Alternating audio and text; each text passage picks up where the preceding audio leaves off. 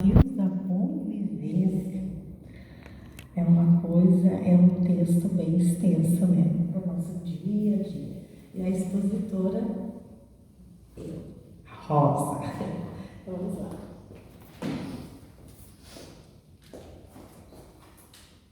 Desafio das convivências, né? Temos aqui, vamos falar então, para dar início assim, a essa palestra, vamos pensar assim na nossa casa, na nossa família. Porque quando a gente vem, quando a gente pede para encarnar, escolhemos os nossos pais, escolhemos os nossos irmãos, escolhemos todas essas pessoas que hoje fazem parte da nossa vida, da nossa família, da nossa convivência, né? Nossos amigos, parentes, tudo fomos nós que escolhemos. Vamos lá. Ali é um grande desafio, é ou não é? Porque a nossa escola, a nossa casa, o nosso lar é a escola que Deus propiciou para nós, para que nós tecêssemos todos esses desafios das nossas convivências. Digamos assim que é a lei dos encontros, né? Todos os relacionamentos começam pela natureza das provas. Todos nós que estudamos, né, a doutrina espírita, sabemos que começam tudo por essa natureza das nossas provas. Temos aí o livre-arbítrio. Graças a Deus que temos o livre-arbítrio, Deus nos deu esse livre-arbítrio, né? Imagina se nós não tivéssemos a opção de escolher entre o bem, entre o mal, ficar culpando todos e a todos, ou então sermos sempre corretos, que existe isso, né? O coitadismo. Temos aqui, no plano espiritual, temos também nessas situações que com o tempo, não é? A gente vai se convertendo em laços de afeto na nossa família, ou desafeto. Isso aí também depende de nós, né? Depende de todos nós. Temos o livre-arbítrio, temos as orações, temos a empatia. Nos colocarmos sempre no lugar do outro, porque nem sempre a gente tem razão. E a gente, muitas e muitas vezes, a gente quer fazer da nossa verdade a verdade do outro. E aí, como a gente às vezes se força tanto nessa verdade, vem aquele véu nos nossos olhos que a gente não tem a capacidade, muitas vezes, de enxergar que o outro está com a razão, que eu tenho que ser um réu confesso de que eu não tenho a razão de estar reclamando de algumas coisas que acontecem no nosso caminho, né? Então nós temos que usar desta forma a nossa empatia, nos colocarmos muitas vezes no lugar do outro para podermos entender, né? Vamos nos colocar no lugar do outro. Será que se eu estivesse no lugar dele, eu teria dito isso, eu teria feito isso? Será que eu estaria passando por isso? Como que eu iria reagir? Né? E muitas vezes a gente, no momento de insanidade, digamos assim, de às vezes raiva, de brabeza, enfim, a gente não se coloca no lugar do outro. Aí temos o quê? Aqueles dos desafetos, né? Que a gente cria com familiares, com vizinhos, com parentes, e até um ente querido, um amigo querido que a gente tem, né? Por conta dessas questões da gente não saber entender, não saber aceitar a verdade do outro. É um grande desafio, né? A gente parar um pouquinho e escutar o que o outro tem para dizer e a gente pensar assim, mas ele tem razão. Mas às vezes o orgulho fala mais alto. Então a pessoa não aceita, não se dá por conta, não tem perdão, não tem uma desculpa e segue aquela desavença no nosso âmbito, né, social. Os laços de afeto, eles passarão a fazer parte de nossa família espiritual. Ou seja, a gente pensa que aqui a gente resolveu tudo. Não tem problema, liguei lá com minha tia, tá bom assim, deu, acabou. Não acabou, porque as coisas continuam lá no plano espiritual. E lá, com certeza, nós vamos nos reunir novamente, né? E vamos pedir para voltarmos, Aquela tia pode vir como mãe, pode vir como... Porque o espírito ele não tem sexo, pode vir como meu marido, meu filho. E aí a gente começa a ter aqui no plano material, né, aquelas desavenças com aquele filho que a gente não entende, com aquela mãe que a gente briga, com aquela esposa que às vezes está revoltada com alguma coisa em casa. É exatamente lá naquela vidinha, pregressa, que a gente entendeu que deveria voltar, deveria se reconectar e que a gente não aceitou, foi embora e aí não está aceitando novamente. Então é um círculo vicioso, sim, mas é um vício do bem, que a gente precisa manter em nossos corações o perdão e a benevolência. Esse fato que nos mostra muitas vezes que grande afeto em pessoas que não são vossos familiares, com certeza foram nossos afetos em vidas passadas. Não sei se já aconteceu com alguns de vocês, que assim que às vezes a gente olha para uma pessoa nos é apresentada, e a gente quando olha para aquela pessoa assim, a gente fica tão encantado. Aquela pessoa é a primeira vez que a gente vê e a gente fica com um carinho tão grande daquela pessoa que nunca a gente viu ela não faz parte do nosso círculo de amizades, nada, mas a gente simplesmente se encanta com o olhar daquela pessoa, porque os espíritos, eles se reconhecem, eles se conectam pelo olhar. Então, às vezes, aquela pessoa que não olha no nosso olhar, o espírito já está dizendo, foste tu. Ele já se reconheceu. E às vezes a gente se conecta com um carinho tão grande por uma pessoa que a gente nunca viu nem nada, a gente tem aquela simpatia. Com certeza são espíritos iluminados de vidas passadas.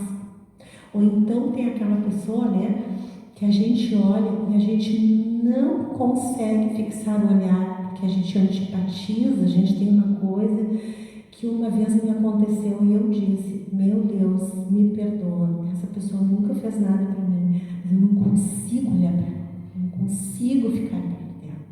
Com certeza é algum laço entre nós que foi desfeito, alguma situação que precisávamos nos perdoar. E isso acontece muito, essa versão. E nós precisamos estar com o perdão na ponta da língua. Ninguém deve nada para ninguém. Às vezes as pessoas dizem, eu não devo nada para fulano. Não, nem devo nada para ninguém. Se devemos, é para a lei de causa e efeito.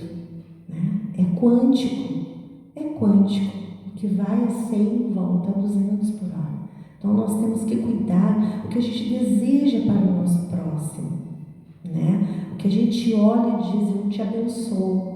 Temos que cuidar de muitas questões, porque tudo é quântico, nós somos energia. E tudo que resplandece entre nós passa para o outro. De uma forma boa ou de uma forma negativa.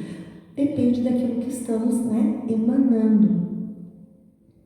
Então, estamos entregues ao que nós fizemos no passado. Não há algoz, existe apenas aprendizado e sentimento. E o que Jesus fez com os algozes que o perseguiram e que o colocaram na cruz? O que ele fez? Perdoou os inimigos. Pai, perdoa, eles não sabem o que fazem. Se Jesus, que passou por todas essas questões, todos esses sofrimentos, quem somos nós para não perdoarmos alguém que nos fez ou nos disse alguma coisa? Então é para isso que estamos aqui. Ou se perdoa. Não temos outro caminho. Se a gente não quiser lá, voltar de novo aqui com as mesmas questões para resolver. Se a vítima, aquela que se diz vítima, que a gente realmente, na sociedade de hoje, a gente vê tantas questões, e a gente vê que é a vítima, enfim, não guarda mágoa, não haverá vínculo com esse algoz, A gente, como está falando, nas situações mais próximas, que é a nossa família, que é o nosso lar, mas se eu guardar um rancor ou uma mágoa, eu ficarei endividado com ele. E não é isso que a gente quer. Então a gente faz o quê? Vamos perdoar. aí o problema é dele com o nosso pai maior. O algoz precisará de outra pessoa, né, para dar seguimento aos seus ódios e às suas mágoas. Não me pertence mais, não é mais comigo a situação. Então, olha só que desafio das nossas convivências. Carregamos em nós as próprias faltas e conflitos. Nós carregamos, nós temos faltas, nós temos coisas conflitantes dentro de nós que muitas vezes nós não entendemos. O nosso eu não entende o que está acontecendo, né? Às vezes não acordamos bem, mesmo que a gente faça as nossas orações, a gente não consegue concatenar essas coisas que não estão bem conosco. E fatalmente alguma pessoa que cruza no nosso caminho, a gente vai, né, desaguar. Então a gente tem que ter esse cuidado, né, de carregarmos em nós as nossas próprias faltas, os nossos conflitos, parar, orar, nos conectar com um plano maior e nos ver aonde que estamos pecando, o que a gente precisa fazer para nos melhorarmos. E a gente consegue ser melhor um dia após o outro. Com certeza. E tem um exemplo muito interessante, que às vezes as pessoas dizem assim, né? A gente diz muito isso quando é adolescente, né? Ai, vou sumir dessa família, não aguento mais. Ai, vou sumir daqui. Ai, vou sumir dessa cidade, vou sumir desse país, vou sumir daqui, não quero mais saber, eu estou cansado desses problemas. Vai. Mas o problema vai junto, vai na mala. Não vai adiantar chegar lá, achar que vai desfazer as malas, tá lindo, tudo cor-de-rosa, não tem mais problema, beleza, tudo que me incomodava eu deixei lá no Brasil. Deixei lá com a minha família, agora eu moro sozinha, não tem problema. Oi? Não. Nós precisamos estar com o nosso eu interior equilibrado, né? Porque senão a gente leva junto na nossa mochilinha, né? Achando que a nossa mochila só tem coisa maravilhosa. Não, a gente já veio lá no plano superior com a nossa mochila com algumas coisas para a gente resolver aqui. Ninguém veio aqui com a mochilinha vazia. Nós trouxemos bastante coisa dentro dela. Então, se estamos aqui é porque nos comprometemos. Bom, temos que resolver então esses nossos conflitos, tá? Não haverá necessidade de reencontros, tudo que aqui a gente resolver com amor e com perdão, com um abraço, uma harmonia de vida, com palavras de luz, procurando espaços de orações, não é? E perdoar os meus inimigos, assim como os que eu tenho ofendido, que a gente ofende. A nossa mente mente, a gente adora olhar para o outro e botar um defeito ou julgar o outro, né? Todos nós fizemos isso, mas a gente tem que se policiar. Não temos o poder de atrair, de tirar a culpa do outro, mas retiro a minha culpa retirando a mágoa. Senão não vai haver sintonia. Se o outro está com alguma maldade, se o outro não está me perdoando, isso aí não é problema meu. Temos que cuidar da nossa parte. Nós temos que ser melhores, né? Porque daí o outro vai ver que a gente não está revidando e ele vai se quietar. Nós vamos ensiná-lo a ser melhor. Mas para isso a gente também tem que melhorar.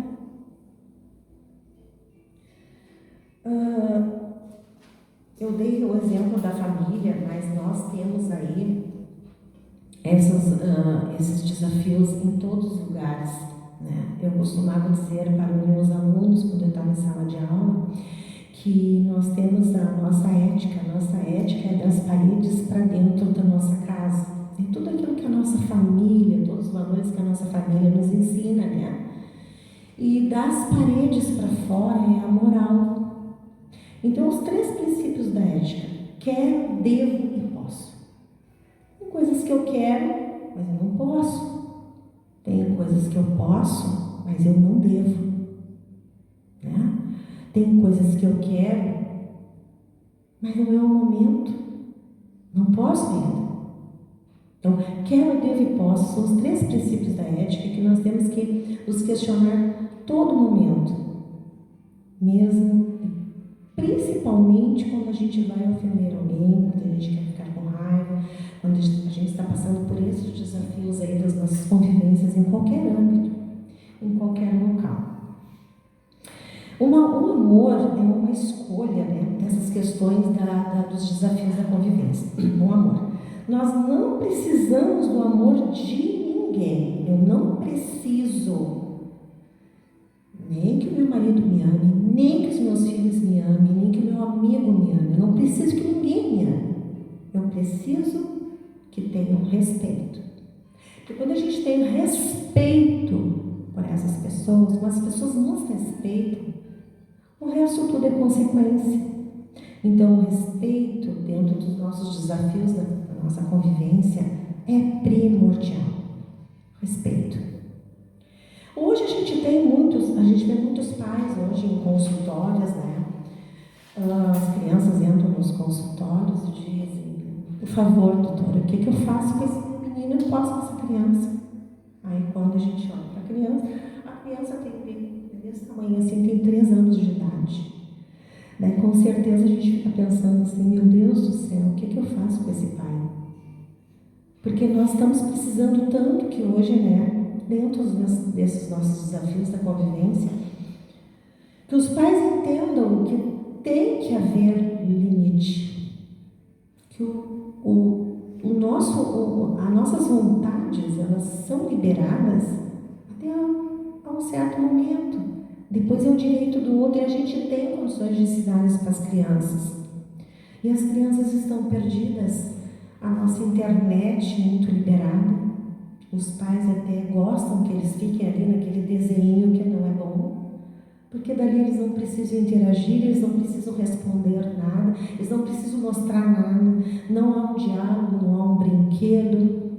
Então, é um desafio de convivência muito perigoso hoje, com relação a tudo que está acontecendo, né? E a espiritualidade está mostrando todos os dias como a gente precisa educar com respeito, com limite, os nossos pequeninos.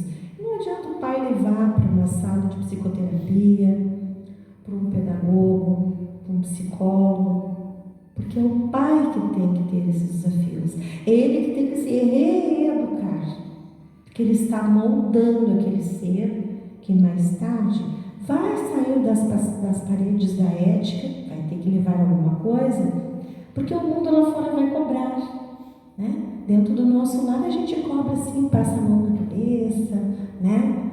Mas lá fora a cobrança é muito triste. É um desafio muito doloroso. Então os pais de hoje, eles buscaram dentro desses desafios, né? Eles querem ser muito amados. Muito amados. Então eles perguntam muito para os filhos: tu me ama? Tu me ama? Tu me ama? Tu me ama, papai? Tu ama a mamãe? Ai, não, tu ama a mamãe? A mamãe te ama. Mas eles não querem ser amados. Eles devem ser respeitados. Então isso faz parte de uma educação muito latente hoje na nossa espiritualidade. Porque esses nossos pequeninos, eles vieram para nos ensinar. E os pais têm essa obrigação, né? De que eles fiquem cada vez melhores. Eu trouxe aqui algumas passagens de Renovando Atitudes, desse livro maravilhoso, tá? Tem aqui na nossa biblioteca, quem quiser se associar.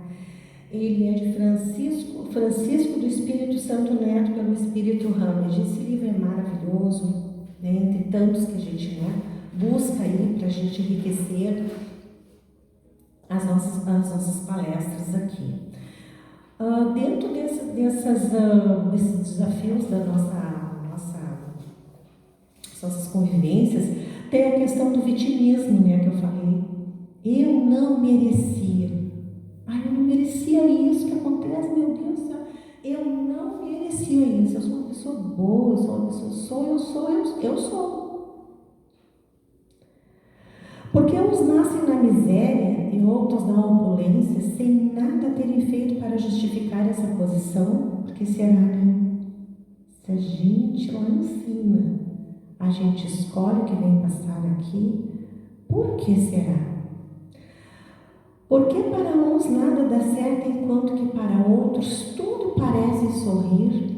As vicissitudes da vida têm, pois, uma causa, e uma vez que Deus é justo, essa causa deve ser justa. Eis que cada um deve compenetrar-se bem. Capítulo 5, item 3 do nosso Evangelho. Então, quando a gente assume essa responsabilidade de todas as coisas que acontecem em nossa vida, incluindo sentimentos e emoções, é um passo decisivo em direção à nossa maturidade e crescimento interior. Porque senão a gente vai ser vítima sempre, né? Todo mundo me judiou, todo mundo faz mal para mim. Aprendemos a justificar com desculpas perfeitas os nossos desastres de comportamento, dizendo que fomos desamparados pelos deuses, que a conjunção dos astros não estava propícia, que a lua era minguante e que nascemos com uma má estrela. Olha só, eu não merecia isso, a vida é injusta comigo, os outros sempre se comportam desta forma comigo. Esse é um dos empecilhos para a gente ter uma melhora nos nossos desafios, das nossas convivências. A verdade nas nossas relações. Pilatos então lhe disse: sois, pois, rei? Jesus lhe replicou: vós o dissestes, eu sou o rei. Eu não nasci nem vim a este mundo senão para testemunhar a verdade. Qualquer que pertença à verdade, escuta a minha voz. Capítulo 2, item 1. Então, toda a discórdia ocorrida cabe à maldita serpente. Assim somos todos nós quando desconhecemos os traços de nossa personalidade. Olha a importância da gente conhecer a nossa personalidade, né? Para deixar de colocar a culpa no outro. Condenamos fortemente e responsabilizamos os outros por aquilo que não podemos admitir em nós próprios. Vejam só que dificuldade também nesses nossos desafios. E esse outro aqui, o cisco e a trave. Eu vejo defeito em tudo no outro. Todo mundo tem defeito. Mas a trave nos meus olhos eu não vejo.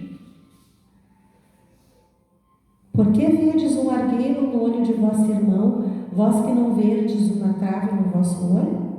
Ou como dizeis ao vosso irmão: deixai-me tirar um argueiro do vosso olho, vós que tendes uma trave no vosso? Hipócritas, tirai primeiramente a trave do vosso olho, então vereis como podereis tirar o argueiro do olho do vosso irmão. Capítulo 7, item 9.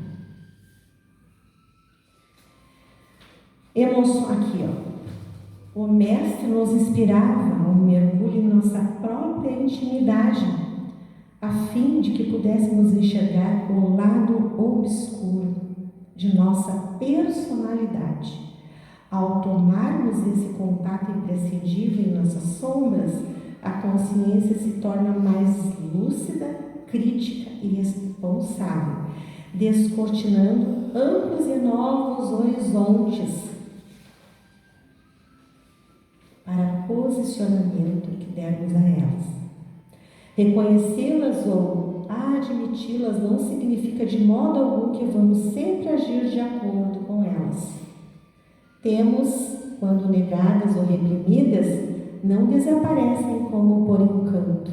Ao contrário, sendo energias, elas se alojarão em determinados órgãos e congestionarão as entranhas mais íntimas da estrutura psicossomática dos indivíduos. É o que a gente fala aqui no quê? das doenças psicossomáticas, né? Que por conta dos nossos comportamentos, da ira, do não perdão, da inveja, disso, daquilo, aquele outro, nós vamos impondo do nosso físico essas dores, essas coisas que temos no nosso espírito, que a gente não está conseguindo se organizar. O verniz social também é um sério desafio da nossa convivência, né?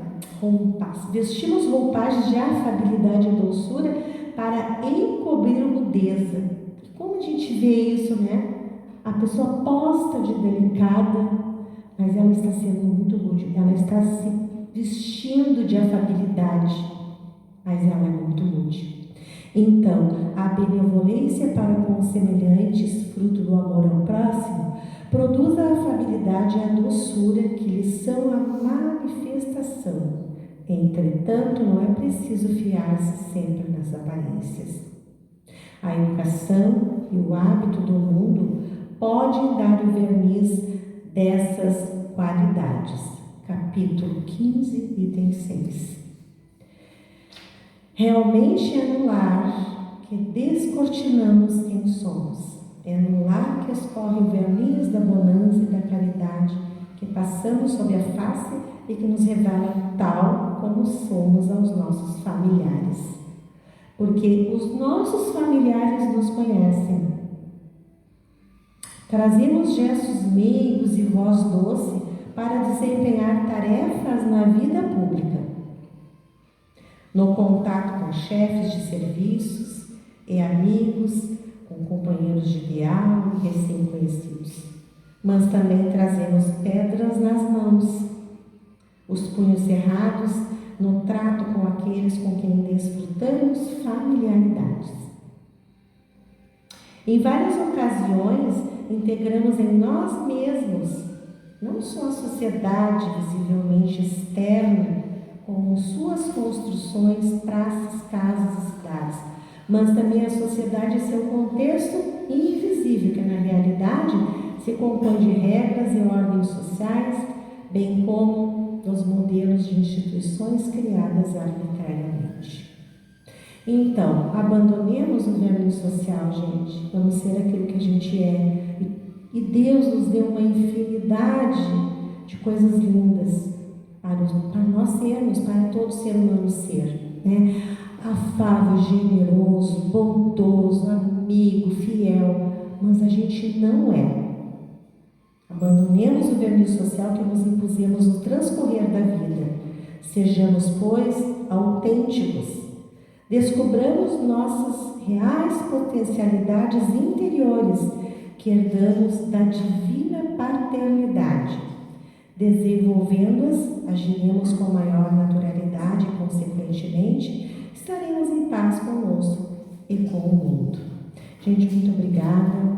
Vamos pedir a Deus e a Jesus que nos conforte, que nos dê essa credibilidade, que a gente possa ser melhor hoje, Senhor, e para sempre aqui na nossa caminhada. Obrigada, Pai, que assim seja. Obrigada. Agora vamos continuar nessa harmonização, né? Porque temos os nossos trabalhos de paz, as nossas energias, lembrando sempre que a gente vai receber da forma que a gente ficar ali em concentração com o plano maior. Não vamos ficar pensando nas coisas lá fora, só aqui dentro, tá bom? Um abraço.